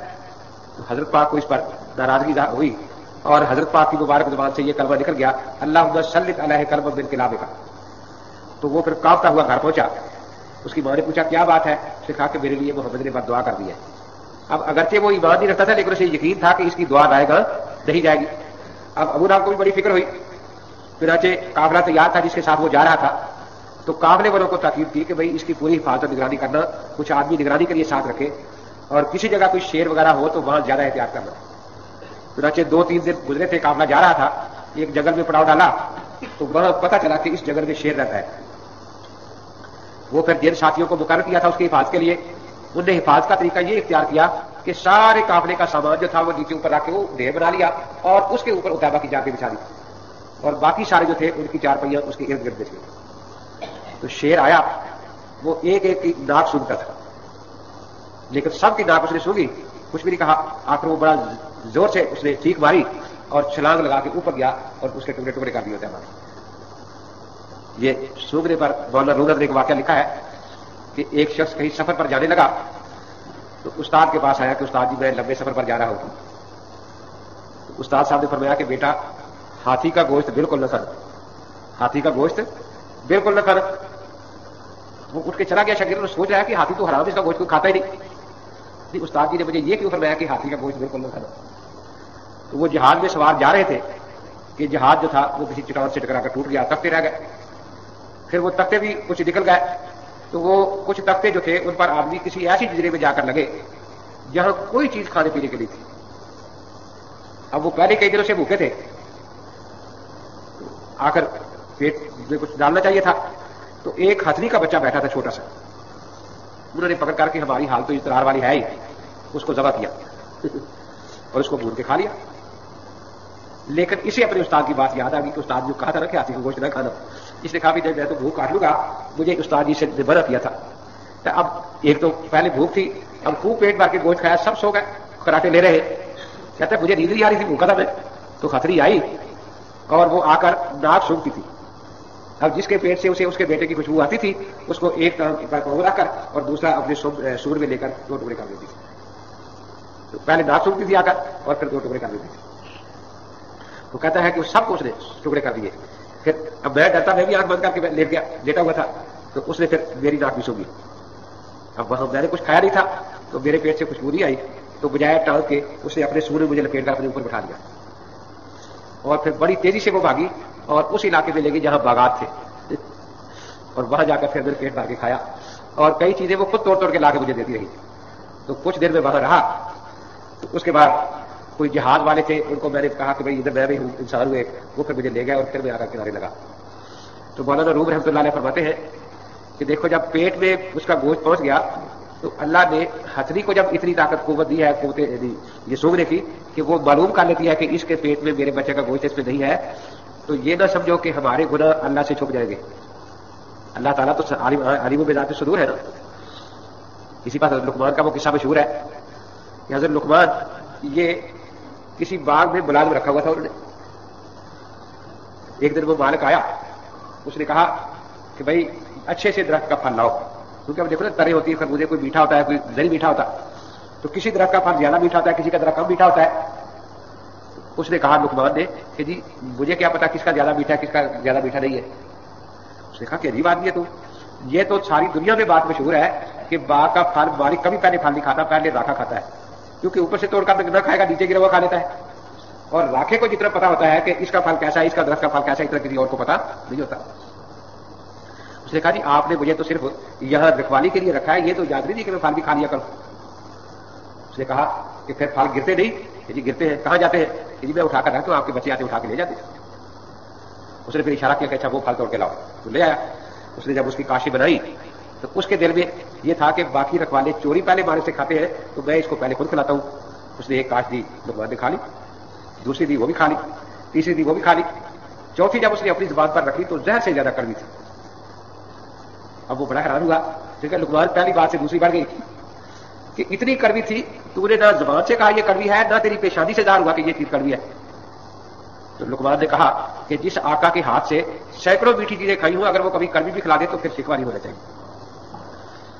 اس نے کہا لقمان تو نے تو ہمیں یاد کرا دیا, ہم اللہ کی ہزاروں نعمتیں کھاتے ہیں اور ذرا سی تکلیف ہو جاتی شکایتیں کرنی شروع کر دیتے ہیں اللہ کو. اب خیر وہ آقا کے دل میں, مالک کے دل میں اس کا بڑا احترام ہو گیا کہ بھی بڑا ایماندار ہے, دیکھ رکھا ہے. دوسرے رکھوالوں کو حسد ہوا کہ بھائی اس کا ذرا عزت بڑھ گئی ہے. انہوں نے اب کیا کیا کہ جو یہ اکٹھے کرتا نا پھل نیچے گرے ہوئے, تو وہ بیٹھ کے کھا جاتے. اب وہ بچے روز پہلے پھل لے جاتے تھے, اب وہ کھاتے ہوتے ہی تھے اور روتے گا جائے. 2-3 دن گزر گئے تو مالک آیا, اس نے کہا کہ لقمان پھل نہیں گرتے؟ یہ بھی گرتے ہیں. کہاں جاتے ہیں؟ جی میں تو وہی رکھ دیتا ہوں, آپ کے بچے لے جاتے ہیں. بچے تو رو رہے ہیں کہ 3-4 دن پھل نہیں ملا کوئی. اب وہ سارے جو ملازم تھے انہوں نے شور بجانا شروع کر دیا کہ بس جی وہ آپ کا اعتقاد ہو گیا اس پر, اب یہ بے شک سارے کھا جائے. اب وہ قسمیں کھائے کہ تو کھا نہیں رہا تھا وہاں بیٹھا, دوسرا کہ میں نے دیکھا تو کھا رہا تھا. وہ سارے لقمان کے خلاف چاہتے دے رہے, شور بچ گیا کہ بس جی وہ اب آپ کا اعتقاد ہو گیا, اب سارے کھا جائے گا, اب آپ مانیں گے تو نہیں نا, لیکن ہم قسم کھا کے بتاتے کہ یہ کھا رہا. لقمان بڑے پریشان آ کر اس نے پوچھا کہ بھائی یہ سارے جھوٹ بول رہے ہیں. میں کیسے کہتا ہوں سارے جھوٹ بول رہے ہیں؟ کہاں جاتے ہیں فرق؟ جی مجھے تو پتہ نہیں, میں تو رکھ دیتا ہوں, پتہ نہیں بچے آپ کے لے جاتے ہیں, یہ کون لے جاتا ہے؟ جی بچے کھا دیتے, یہ کھاتا ہے, یہ کھاتا ہے. لقمان نے پھر کہا کیا کہا, اب تو آپ کے نوکر ہی ہے نا, آپ پانی گرم کر کے ایک ایک پیالہ اس میں نمک ڈال کے ہمیں پلا دیں سب کو, اور ذرا دوڑ لگانے کا حکم دیں. ابھی سب کچھ کھول کر سامنے آ جائے گا کہ پانی گرم کروایا, نمک ڈالا, ایک پیالہ سب کو پلا دیا کہ ذرا دوڑو. اب سب کو تیاری شروع ہوگی, الٹیاں آ رہی ہیں. اب وہ لقمان کے بیچارے پیٹ سے پانی نکلتا ہے اور کچھ بھی نہیں, اور ان کے پیٹ سے کاشیں نکل رہی ہے وہ جو کھائے تھے پھالوں میں. اب وہ انکار تو نہیں کر سکتے تھے نا. تو مالک نے خود دیکھا. تو مولانا روم رحمۃ اللہ علیہ فرماتے ہیں کہ جس خدا نے لقمان کو اتنی عقل دی ہے کہ وہ پیٹ میں پہنچے ہوا پھل اگلوا کے رات کھول سکتا ہے, تو وہ خدا اس سے ہمارے رات کیسے پوشیدہ ہوگی. حضرت تھانوی لطیفہ لکھا ہے نا کہ یہ ٹائم پیس پہلے کسی امیر کے گھر ہوتا تھا, گھڑیاں جب شروع میں آئی ہے تو ایک ملازمہ عورت تھی, اس کو بڑا اچھا لگا, یہ بڑی خوبصورت چیز ہے, کوئی روز کہتی کہ میں کبھی اٹھا کے لے جاؤں گی. اب وہ چلی جاتی 10 بجے, اس پر کوئی 11:30 یا 12 کا الارم لگا ہوتا تھا, وہ کبھی سنا نہیں تھا کہ یہ بولتا بھی ہے. آخر ایک دن اس نے وہ اٹھا کر اپنے ہزار بند سے باندھ لیا, چھپا لیا اس کو. اب وہ 10 بجے جب جانے لگی تو اتفاقاً کچھ مہمان آ گئے.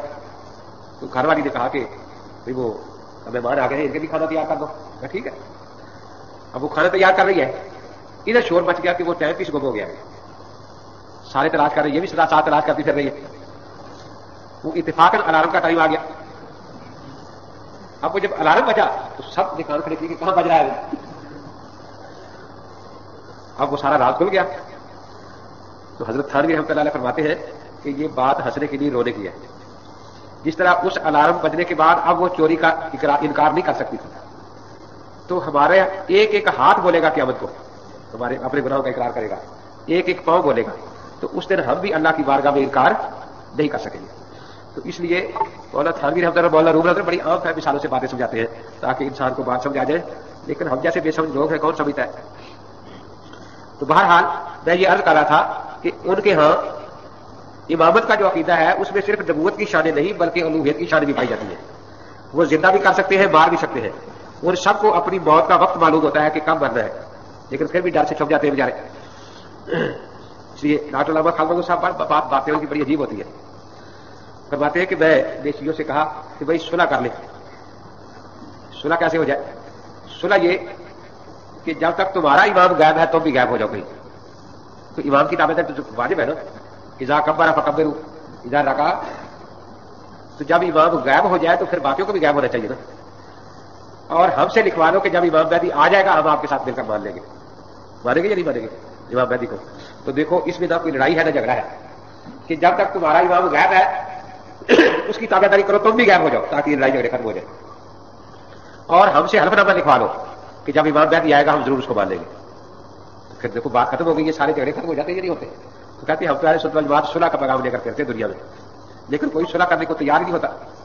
تو بہرحال یہ میں نے عرض کیا کہ ان کا یہ عقیدہ تھا رافضیوں کا کہ صحابہ تو معاذ اللہ حضرت کے کفن دفن سے پہلے ہی بتا دو گئے, اور قرآن پاک بھی بدل دیا گیا. اب دین کے لیے ایک ہی ذریعہ ہے اور وہ ذریعہ امامت ہے. اور امامت میں انہوں نے اتنی شانیں جمع کر دی کہ یہ ان کا امامت کا عقیدہ ختم نبوت کے بھی خلاف ہو گیا, یہ ان کا امامت کا عقیدہ انبیاء علیہ السلام سے بھی بالا تر بن گیا, بلکہ اس میں اللہ تبارک و تعالیٰ کی الوہیت کی بھی کچھ شانیں آ گئی. لیکن اب دیکھنا یہ ہے کہ اس امامت نے کوئی دنیا میں کام کیا بھی ہے نہیں. تو سب سے پہلے تو ابو الائمہ ہے نا, سارے ائمہ کے باپ سیدنا علی کرم اللہ تعالیٰ وجہ. ہمارا عقیدہ ہے کہ اللہ تعالیٰ نے ان کو چوتھے نمبر پر خلافت دی اور وہ چوتھے نمبر پر خلیفہ بنے تھے. لیکن رافضی ایک طرف تو کہتے ہیں وہ خلیفہ بلا فصل تھے, دوسری طرف وہ اقرار کرتے ہیں کہ چوتھے نمبر پر بھی ان کو کوئی اقتدار اور خلافت نہیں ملی, کیونکہ ان کی کتابوں میں حضرت علی کرم اللہ تعالیٰ وجہ کا یہ بیان ہے قد عملت الولاۃ قبلی اعمالا خالفوا فیہا رسول اللہ صلی اللہ علیہ وسلم, کہ مجھ سے پہلے جو خلفاء تھے انہوں نے ایسے ایسے کام کیے جو رسول پاک کے خلاف تھے, اور یہ کام بھی انہوں نے بھول چوک سے نہیں کی, متعمدین لخلاف ہی, جان بوجھ کر اللہ کے رسول کے خلاف انہوں نے کام کیے, نہ کہ زینا لعہدہ ہی, اور جو وعدے اللہ کے رسول سے کیے تھے ان سارے وعدوں کو توڑ کر اللہ کے رسول کی مخالفت کی. مغیرین لسنت ہی, اور آپ کی سنت کو وہ بدلتے رہے, آپ کے طریقے کو بدلتے رہے. اب یہ تو ان تینوں نے کیا جن کی خلافت جن کو ملی تھی. اب کہتے ہیں بلاؤ حملت الناس علی ترکھا وحولتھا الی مواضعھا والی ما كانت فی عہد رسول اللہ صلی اللہ علیہ وسلم لتفرق عنی جدی حتی ابقى وحدی. اب اگر میں اس طریقے سے ہٹا کر اپنے لوگوں کو اللہ کے نبی کے طریقے پر لگانا چاہوں, انہوں نے کسی کا حق چھین کر دوسرے کو دے دیا تھا, میں وہ ان کے حق واپس کر دوں. کسی کی بیوی کسی کو پکڑا دی تھی, اب میں اگر حقدار کو حق پہنچاؤں تو یہ سارے لوگ میرے خلاف ہو جائیں گے اور ایک میں اکیلا رہ جاؤں گا, کوئی بھی میرے ساتھ نہیں رہے گا. تو اس کا تو مطلب ہوا کہ جب وہ حقدار کو حق نہیں دلا سکے کسی کو اور کسی کی حقوق کی حفاظت نہیں کر سکے تو وہ اس سے تو خلافت نہ ہونا بہتر تھی نا. مجھے ایک رافضی کہنے لگا کہ ابو بکر صدیق نے فلک چھین لیا تھا. میں نے کہا اچھا, بی بی فاطمہ کا حق نہیں دیا, بہت اچھا. میں نے کہا حضرت عمر نے کیا کیا, انہوں نے بھی نہیں دیا. حضرت عثمان نے کیا کیا, انہوں نے بھی نہیں دیا. میں نے کہا حضرت علی نے کیا کیا, انہوں نے بھی نہیں دیا. میں نے کہا پھر قصوروار تو ساری برابر ہو گئے. اگر قصور ہے تو حضرت علی بھی قصور میں شریک ہے نا, کہ حضرت فاطمہ کے وارث تو موجود تھے نا, ان کی اولاد, ان کا حق تھا ان کو دے دیتے. میں نے کہا نہیں, اہل بیت بڑے غیرت والے ہوتے ہیں. جب ایک دفعہ چھین جو لی چیز, اب وہ غیرت کے خلاف تھا کہ اس باغ کو لیتے. بڑی اچھی ہے, لیکن غیرت صرف ایک باغ میں آئی, خلافت بھی 3 دفعہ چھینی تھی نا. آخر وہ غیرت اس وقت کہاں گئی, چوتھی دفعہ جب خلافت گری کیوں جا کے قبول کر لی. تو غیرت بڑی عجیب ہے کہ ایک باغ پر تو غیرت آئی ہے کہ یہ ہم کیوں قبول کریں, ہم سے چھن گیا تھا, اور خلافت پر کوئی غیرت نہیں آئی. حالانکہ یہاں تو زیادہ ہونی چاہیے تھی نا, وہ ان کا خاص حق تھا. باغ تو پھر بھی بی بی فاطمہ کا حق تھا, اور یہ خلافت تو ان کا اپنا حق تھا نا. عجیب بات ہے کہ بی بی فاطمہ کے حق پر غیرت آ گئی اور یہاں غیرت آئی نہیں، اس کو حق دلانا حالانکہ ضروری تھا. ان کو تو حق نہیں تھا کہ بی بی فاطمہ کا حق چھوڑ دے. حقوق کی بات تو اللہ تعالیٰ بھی معاف نہیں کرتے، اسے کیسے ایسے کر دیا؟ تو مقصد یہ ہے کہ انہوں نے جو تصویر پیش کی ہے حضرت علی کرم اللہ تعالیٰ وجہ کی خلافت کی کہ سارے غلط کام اسی طرح ہوتے رہے. ایک کام بھی انہوں نے صحیح نہیں کیا نہ وہ کر سکتے تھے، کیونکہ سارے لوگ جو تھے وہ ان کی بیعت توڑ کر الگ ہو جاتے. تو ہم یہی پوچھا کرتے ہیں پھر ایسی خلافت کی ضرورت کیا تھی جس میں آدمی کوئی امر بالمعروف اور نہی عن المنکر کر ہی نہ سکے، اپنے بچوں کا حق بھی نہ لے سکے؟ تو ایسی خلافت جو ہے اس کا فائدہ کیا ہے؟ دوسری ان کی تقریر ہے واللہ لقد امرت الناس علی ان لا یجتمعوا فی شہر رمضان الا فی فریضۃ، کہ میں نے لوگوں میں یہ کہا کہ رمضان شریف میں فرضوں کے علاوہ کوئی جماعت نہیں ہونی چاہیے. وعلمتم ان فی اجتماع فی النوافل بدعۃ، اور بتایا کہ یہ جو تم تراویح وغیرہ کی جماعت کرتے ہو نفلوں کی جماعت ہے یہ بدعت ہے. فتنادى بعض اهل عسکری ممن یقاتل معي، تو میرے لشکر کے لوگ جو میرے ساتھ ہو کر مخالفین سے لڑ رہے تھے انہوں نے شور مچا دیا. کیا کہا؟ یا اہل الاسلام غیر سنت عمر، اے مسلمانوں عمر کی سنت بدلنے لگائیے. سب نے شور مچا دیا. ینہانا عن صلاۃ التراویح، یہ ہمیں نماز تراویح پڑھنے سے منع کر رہا ہے. وَلَقَدْ خِفْتُ أَنْ يَسُورُوا فِي نَاحِيَةِ جَانِبِ عسکری، تو پھر مجھے خطرہ ہوا کہ یہ جنہوں نے آواز سن لی تو سارا لشکری مجھ سے باغی ہو جائے گا. تو یہ تجربے کے طور پر کہتے میں نے کہا تھا کہ چلو تراویح کی جماعت روک دی جائے. ابھی بتا خانہ کھولنے کا اعلان نہیں کیا تھا، تو شیعوں کے ہاں تو بتا وغیرہ بھی جائز ہے نا. تو کہتے ہیں کہ یہ میں نے صرف اتنا اعلان کیا کہ فرضوں کی جماعت کرا لیا کرو، یہ تراویح کی جماعت نہ کراؤ. تو شور مچ گیا میرے لشکر میں کہ دیکھو یہ علی عمر کی سنت تبدیل کرنے لگا ہے اور ہم حضرت عمر کی سنت تبدیل کرنے نہیں دیں گے. پھر کہتے میں ڈر گیا. کہتے کہ مجھے اس امت میں سے اپنی خلافت کے زمانے میں بھی سوائے فرقت کے کچھ نہیں ملا اور کسی نے بھی میری تابع داری نہیں کی. ائمہ ضلالت بعد اللہ حضرت عمر جیسے ائمہ ان کی تابع داری، میری خلاف میں بھی ان کی ہی تابع داری کرتے تھے. ودعاۃ النار، جو جہنم کی طرف بلانے والے کہتے پہلے تینوں خلیفہ تھے ان کا حکم ہی چلتا رہا، میری بات تو کہتے کسی نے مانی نہیں. تو گویا شیعہ کے نزدیک تو چوتھے نمبر پر بھی ان کی خلافت ثابت نہیں ہو رہی، ملی نہیں، کوئی اختیار تھا نہیں. تو ایسے خلیفہ کے پھر اس سے دین کی حفاظت کیا ہوگی؟ یہ تو حضرت علی کرم اللہ تعالیٰ وجہ جو ابو الائمہ ہے ان کا حال تھا. اب باقی ائمہ جو تھے انہوں نے کیا کیا بھائی؟ دین کا کون سا کام کیا؟ تو ان ائمہ کی امامت پر تقیہ کا شامیانہ ڈال دیا گیا کہ وہ بیچارے تقیہ کے شامیانے سے باہر نہیں نکلے.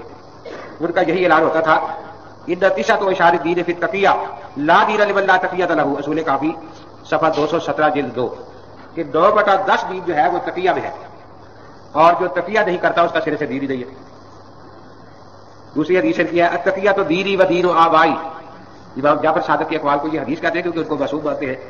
امام جعفر صادق نے فرمایا التقیہ تو دینی و دین و آبائی، تقیہ میرا اور میرے باپ دادا کا دین ہے. لا ایمان لمن لا تقیہ لہ، کہتا ہے جو تقیہ نہیں کرتا اس کا سرے سے ایمان ہی کوئی نہیں. اصول کافی صفحہ 219 جلد 2.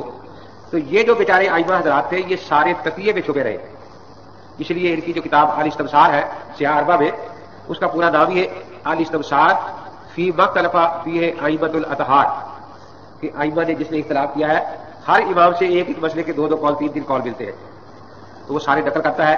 ایک کوئی امام کہتا ہے جائز ہے، دوسرے کو کہتا ہے حلال ہے، ایک دوسرے کو کہتا ہے حرام ہے. اب پھر آخر میں تطبیق بیان کرتا ہے اور تطبیق کا ایک ہی اصول ہے کہ یہ قول چونکہ اہل سنت کے موافق ہے اس لیے تقیہ پر مقبول ہے، اور یہ قول اہل سنت کے خلاف ہے اس لیے یہ ہمارا اصل مذہب ہے. تو گویا ان کا اپنا کوئی مسلک نہیں، بس سنیوں کی مخالفت جو ہے وہ ان کا مسلک ہے. اب سنیوں کے مسئلے کے مخالف کوئی روایت بنا کر پیش کر دے وہ ان کا صحیح دین ہوگا، اور جو اماموں کی روایت اہل سنت والجماعت کے موافق ہوگی کہتے ہیں کہ یہ مقبول والا تقیہ، یہ تقیہ پر مقبول ہے. اب آپ اندازہ لگائے، حالانکہ چاہے یہی تھا، اسلام کا فائدہ اسی میں تھا کہ جو روایت سنیوں کے موافق ہوتی اس کو قبول کر لیتے تاکہ صلح ہو جاتی، اتفاق ہو جاتا. لیکن نہیں، وہ کہتے ہیں کہ سنیوں کے موافق جو ہے یہ تقیہ پر مقبول ہے اور جو سنیوں کے خلاف ہے. اسی طرح کتمان وہ صرف آپ ہی تقیہ نہیں کرتے تھے بلکہ اپنے شاگردوں کو بھی کہتے تھے انکم علی دین من کتبہ اعزہ اللہ، کہ تم ایسے دین پر ہو جس دین کو چھپائے گا اللہ اس کو عزت عطا فرمائے گا. ومن اذاہ اذلہ اللہ، اور جس کو پھیلائے گا اللہ تعالیٰ اس کو ذلیل کرے گا. اب کیا جواز ہے اشہد ان علی ولی اللہ کہنے کا؟ کیونکہ ان کے ہاں تو چھپانے سے عزت ہوتی ہے نا. حالانکہ قرآن نے سورہ بقرہ آیت نمبر 159 میں یہ یہودیوں کی آیت بتائی ہے، کیا ہے؟ ان الذین یکتمون ما انزلنا من البینات، یہ پوری آیت نمبر تو میں نے دے دیا ہے. تو اس میں کتمان جو ہے دین چھپانے کے لیے نہیں ہوتا. اس لیے یہ ائمہ کرام جو رہے تو یہ سارے بیچارے تقیہ کے شامیانے میں رہے. دین کو ان کا کوئی فائدہ نہیں ہوا، کیونکہ جب صحیح مسئلہ بتانا ہی نہیں، جیسا دیکھا ویسا مسئلہ بتا دیا۔ بلکہ جو ان کے راوی ہے ابو بصیر وغیرہ، ان کے حالات ایسے تھے کہ ان کا ائمہ پر اعتقاد ہی صحیح نہیں تھا۔ بڑا راوی ابو بصیر ہے، وہ کہتا ہے کہ میں ایک دن مسئلہ پوچھنے گیا امام کو، امام نے مجھے کہا کہ وقت نہیں ہے، تو میں نے کہا کہ اگر میں حلوے کی تھالی لے کے آتا پھر تو وقت ہو جاتا نا، حلوے کی تھالی لے کر آتا تو پھر امام مجھے مسئلہ بتاتا، اب چونکہ میں خالی آ گیا ہوں، کہتا امام کہتا وقت ہی نہیں، کہتا پھر میں وہاں باہر لیٹ گیا، جب وقت ہوگا پھر مسئلہ پوچھوں گا۔ تو چونکہ امام کی شان میں نے گستاخی کے لحاظ میں بات کہی، اس کا کوئی فائدہ نہیں، لیکن ہم یہ دیکھتے ہیں کہ تقیہ جو ہے وہ حضرت علی کرم اللہ تعالیٰ نے تو کبھی بھی نہیں کیا تھا، حضرت امام حسین نے نہیں کیا۔ اب یہ کہتے ہیں کہ یہ ائمہ سارے تقیہ کرتے تھے، اس لیے مولانا عبدالشکور صاحب لکھنوی رحمۃ اللہ علیہ کا مشہور سوال تھا کہ کوئی شیعہ نہیں بتا سکتا کہ حضرت علی کا ایمان کیا تھا، کن باتوں پر تھا، ان کی صحیح نماز کیا تھی، کیونکہ جو ایمان وہ ڈرتے ہوئے ظاہر کرتے تھے وہ تو سریوں والا تھا، نمازیں بھی وہ سریوں کے پیچھے پڑھتے تھے آ کر، اور جو ان کا اپنا ایمان تھا جو تقیہ کے صدوق میں بند تھا اس کو شاید کسی فرشتے نے نہیں دیکھا، تو شیعوں کو کیسے پتہ لگے کہ ان کا ایمان کیا تھا؟ تو وہ پہلا سوال یہی کیا کرتے شیعوں سے کہ کوئی شیعہ حضرت علی کا ایمان نہیں بتا سکتا کن باتوں پر تھا، کیونکہ تقیہ سے وہ خالی تھے نہیں۔ پھر فائدہ کیا ہوا جب تقیہ ہی رہا تو کیا پتہ چلا کہ دین کی بات کون سی ہے؟ تو پھر ہمارے علماء یہ کہتے ہیں کہ چونکہ یہ ایک غیر فطری باتیں تھی، صحابہ کو چھوڑ دیا، قرآن کو چھوڑ دیا، اب اہل سنت والجماعت تو کہتے ہیں کہ یہ رحماء بینہم تھے، ان میں آپس میں کوئی لڑائی جھگڑے نہیں تھے، دین سب کا ایک تھا۔ چنانچہ حضرت علی کرم اللہ تعالیٰ عنہ نے جو سیدنا امیر معاویہ رضی اللہ عنہ کو خط لکھا ہے اس میں یہی لکھا ہے کہ اے معاویہ ان ربنا واحد، ہمارا رب ایک ہے، وان دیننا واحد، ہمارا دین ایک ہے، ان نبینا واحد، ہمارا نبی ایک ہے۔ یہ تو صرف حضرت عثمان کے قاتلین کے بارے میں اختلاف ہو گیا ہے، ورنہ ہمارے دین میں کوئی اختلاف نہیں۔ اب دیکھیے کتنی صاف بات ہے، وہ سیدنا امیر معاویہ کو دیکھ رہے ہیں کہ میرا اور تیرا دین ایک ہے۔ اب ہم تو چونکہ لڑائی نہیں سنا پسند آدمی ہے نا، ہم شیعوں کو کہتے ہیں کہ تم لکھ دو کہ حضرت امیر معاویہ شیعہ تھے، کیونکہ دونوں کا دین ایک ہے نا، کہ حضرت امیر معاویہ رضی اللہ عنہ شیعہ تھے تو پھر پتہ چل جائے گا کہ حضرت علی بھی شیعہ تھے، کیونکہ دونوں کا دین ایک ہے نا۔ تو ہم پہلا حق تو بھی دیتے کہ تم لکھ دو کہ حضرت امیر معاویہ شیعہ تھے، لیکن کوئی شیعہ حضرت معاویہ کو شیعہ ماننے کو تیار ہے؟ بالکل نہیں۔ تو وہ کہتے ہیں کہ حضرت معاویہ سنی تھے۔ اب ہم یہی کہتے ہیں کہ جب حضرت معاویہ سنی تھے اور حضرت علی نے امیر معاویہ سے کہا کہ تیرا دین اور میرا دین ایک ہے، تو پکا پتہ چل گیا کہ حضرت علی کرم اللہ تعالیٰ عنہ اہل سنت۔ تو اس لیے سنی مذہب جو ہے یہ حق ہے، اہل سنت والجماعت کا عقیدہ الحمدللہ برحق ہے، ان کی کتابوں سے بھی یہی پتہ چل رہا ہے۔ حضرت علی کرم اللہ تعالیٰ عنہ نمازیں ہمیشہ ابوبکر صدیق کے پیچھے پڑھتے رہے، عمر فاروق کے پیچھے پڑھتے رہے، عثمان غنی کے پیچھے پڑھتے رہے۔ اب یہ کہتے ہیں جو تقیہ تر پڑھتے تھے، ہم کہتے ہیں جب امام تقیہ کرتے تھے تم پر تقیہ کس نے حرام کیا؟ تم بھی ساری نمازیں ہمارے پیچھے پڑھو اور ہمارے جیسی پڑھ لیا کرو جیسی ہم پڑھتے ہیں۔ آخر اماموں پر تو تقیہ واجب تھا، انہیں اپنے ایمان کی فکر تھی کہ لا ایمان لمن لا تقیہ لہ، اس لیے وہ تقیہ کر کے ابوبکر صدیق کے پیچھے ابوبکر والی نماز پڑھتے تھے نا، حضرت عمر کے پیچھے عمر والی نماز پڑھتے تھے نا، حضرت عثمان کے پیچھے عثمان والی نماز پڑھتے تھے نا۔ تو جب ان پر تقیہ فرض تھا، ان کا دین ایمان تقیہ تھا، دین و آبائی، میرا دین بھی دینی و دین و آبائی، تو تم پر تقیہ کس نے حرام کر دیا؟ تم بھی نمازیں ہماری مسجد میں پڑھو، کیوں مسجد؟ حضرت علی نے کوئی مسجد الگ نہیں بنائی، ابوبکر کے ساتھ پڑھتے رہے نا، تم بھی ساری نمازیں ہمارے ساتھ پڑھا کرو، وہی عقیدے لوگوں کو بتایا کرو جو ہم بتاتے ہیں، تاکہ تقیہ کی تم بھی تقیہ پر عمل کرو اور یہ لڑائیاں جھگڑے بھی ختم ہو جائے۔ تو دیکھو ان پر تقیہ فرض واجب تھا، تم کیوں تقیہ سے نکل رہے ہو، بے ایمان ہو رہے ہو؟ کیونکہ لا دین لمن لا تقیہ لہ، لا ایمان لمن لا تقیہ لہ۔ تو اب یہ بھی مسئلہ ان کے لیے بڑا پریشان کن تھا کہ بھئی امام تقیہ کرتے ہیں، اب یہ سنی کہتے ہیں کہ بھئی تم بھی تقیہ کرو، یہ دوسری قسم کی روایتیں بیان ہی کیوں کرتے ہو جو تقیہ کے خلاف ہے تاکہ ائمہ کی تابعداری ہو؟ تو اب یہ ایسا اعتراض تھا اہل سنت والجماعت کا جس کا ان بیچاروں کے پاس کوئی جواب نہیں تھا کہ بھی تمہارے 12 اماموں نے تقیہ کر کے سنی اماموں کے ہاتھوں پر بیعت کی، ہر امام جو تھا وہ کسی سنی کے بتایا رہا نا بادشاہی میں، امام جعفر صادق بھی سارے حضرات، تو تم بھی تقیہ کر کے ہمارے ہاتھوں پر بیعت کر لو نا تاکہ امام کی تابعداری جو ہے وہ ہو۔ اب یہ ان کے لیے مسئلہ مشکل تھا، چنانچہ بیچاروں نے پھر کانپتے کانپتے بڑی مشکل سے 11 امام جو تھے ان کا زمانہ پورا کیا، آخر 260 میں امام کو غائب کر دیا کہ نہ اس کے اختلافی فتوے لوگوں کے سامنے آئیں گے، نہ کہ ہمیں مجبور کرے گا کہ تم اس فتوے پر عمل کر لو، تم بھی تقیہ کر لو تم بھی۔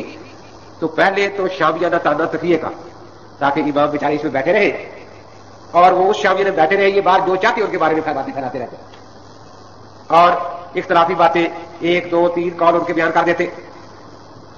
آخر میں جب وہ پوچھتے کہ یہ کیا ہے تو یہ ائمہ نے تقیہ کے طور پر فرمایا تھا. وہ موقع دیکھ کر پھر حلال حرام کر لیا کرتے تھے. اب پھر جب ہمارے اہل سنت والجماعت یہ کہتے ہیں کہ مسلمانوں میں اتفاق کے ساتھ اچھی چیز ہے, تو جب اماموں کا وہ قول بھی ملتا ہے جو ہمارے موافق ہے تو تم بھی اس پر عمل کرو تاکہ دنیا میں لڑائی اور فساد ختم ہو جائے, جھگڑا ختم ہو جائے. تو نہیں, یہ انہوں نے تقیۃً کہا تھا, کیونکہ انہوں نے تقیۃً کہا تھا تو ان پر حرام کر دیا تقیہ, تم بھی یہی کر لو نا تاکہ لڑائی نہ رہے, جھگڑا نہ رہے. اب یہ بڑا معقول اعتراض تھا ہمارا ان پر, اس لیے اب پھر وہ شامیانہ تقیہ کا اٹھا کر امام کو ویسے ہی ایسے کسی غار میں داخل کیا ہے کہ بعد میں خبر بھی نہیں کہ کہاں ہے کہاں نہیں ہے. کہتے ہیں زندہ ہی ویسے کہیں. جس نے 313 مخلص شیعہ ہوں گے نا دنیا میں, کتنے 313 مخلص شیعہ, اس دن امام صاحب باہر آ جائیں. تو اب پتہ چلا کہ وہ امام ظاہر تھے تو بھی شیعوں کے لیے مصیبت تھی, کیونکہ ہم کہتے تھے تقیہ کرو تم بھی تقیہ کرو, امام کے ساتھ رہو, ہماری مخالفت نہ کرو. اب وہ غائب ہو گیا تو وہ بھی مصیبت ہے, کیونکہ ہم روز کہتے ہیں کہ شیعہ میں 313 بھی مخلص نہیں, ساری بے ایمان ہے. اللہ کرے 313 مخلص ہو جائے تو امام بیچارہ آ جائے, تو اس کا باہر رہنا بھی شیعوں کے لیے مصیبت ہے. مسئلہ امامت جو ہے وہ ان کے لیے ایسا درد سر بنا ہوا ہے کہ وہ جس پہلو سے بھی دیکھے نا, وہ شعر ہے نا کہ میں سراپا درد ہوں, میں سراپا درد ہوں, جس پہلو کے پلٹو درد ہوں. کیا آپ سمجھایا مطلب کیا بات کہ لفظ درد جو ہے اس کو سیدھا پڑھو تو بھی درد ہے, الٹا پڑھو تو بھی درد ہی ہے نا. کہتا ہے میں سراپا درد ہوں, جس پہلو کے پلٹو درد ہوں. اور بھی ایسے الفاظ کہتے ہیں. نادان لفظ ہے, یہ ادھر سے پڑھو گے تو بھی نادان ہے, ادھر سے پڑھو گے تو بھی نادان ہے. داماد, یہ ادھر سے پڑھو گے تو بھی داماد ہے, ادھر سے پڑھو گے تو بھی. ایسے بہت سے الفاظ ہیں قرآن پاک میں. تو اسی طریقے سے یہ جو امامت کا مسئلہ ہے یہ ان بیچاروں کے لیے سراپا درد بنا ہوا ہے. وہ امام باہر رہے تو مصیبت ان کے لیے, کیونکہ وہ تقیہ کر لیتا ہے, سنیوں کے پیچھے نمازیں پڑھنا شروع کر دیتا ہے, وہی عقیدے بیان کرنا شروع کرتا ہے جو سنیوں والے ہیں, وہی طریقے بنا لیتا ہے جو سنیوں والے ہیں. اب بیچارے یہ کہتے ہیں جی ہاں وہ تقیہ کی وجہ سے ہے. اب سنی کہتے ہیں کہ وہ تقیہ کرتے تم کیوں نہیں کرتے, کم وقت تم بھی تقیہ کرو تاکہ مسلمانوں میں امن رہے. اب بیچاروں نے ڈرتے ہوئے غائب کر دیا. اب وہ جاتا ہوا کہہ گیا کہ جس دن 313 مخلص شیعہ ہوں گے میں آ جاؤں گا.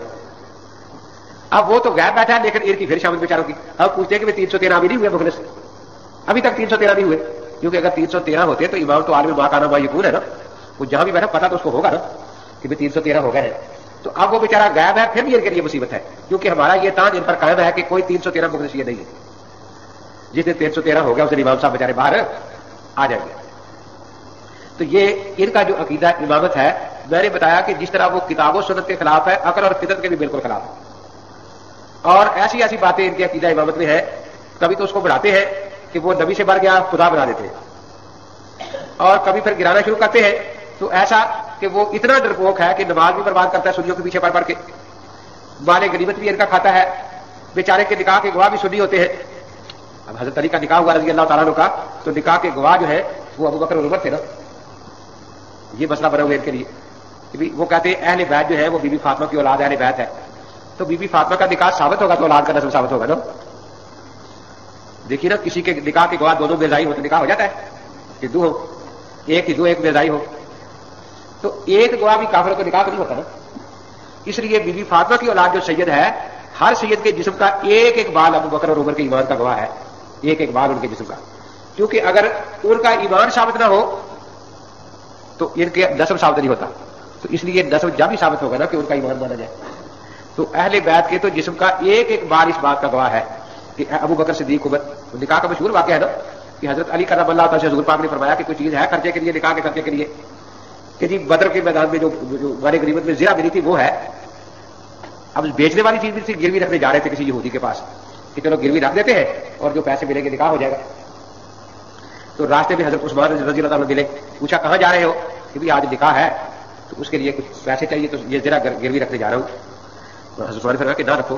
تو حضرت عثمان نے پھر 300 روپے اس زمانے میں دیے, 300 روپے. تو سامان خرید کر پھر حضور پاک نے فرمایا کہ ابو بکر عمر کو بلا لاؤ تاکہ نکاح ہو جائے. تو یہ دونوں گواہ بنے. تو دیکھو سنیوں کا دل کتنا صاف ہے کہ پیسے بھی دیتے نکاح کے لیے.